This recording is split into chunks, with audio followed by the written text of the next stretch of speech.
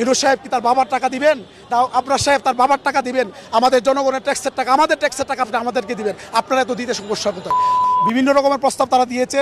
তাদের পক্ষ থেকে একটা প্রস্তাব আসছিল শিক্ষা উপদেষ্টা মহোদয়ের সাথে বসার জন্য। আমরা প্রত্যাখ্যান করেছি।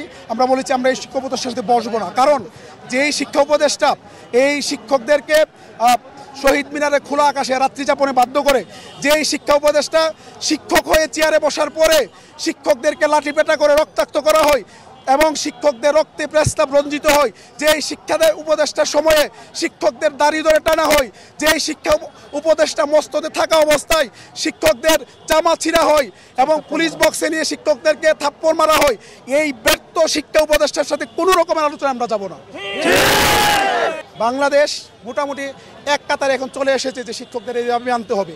আমার প্রশ্ন হচ্ছে, আপনারা কোনো রাজনৈতিক দল না, আপনারা এই রাজনৈতিক দলগুলো সমর্থনে বসেছেন, সুতরাং তারা যেহেতু চাচ্ছে দেওয়ার জন্য আপনাদের এত সমস্যা কোথায়? ইউনূস সাহেব কি তার বাবার টাকা দিবেন?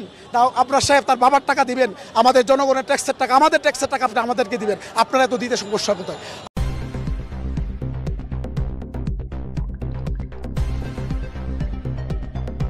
News Vision Digital Multimedia.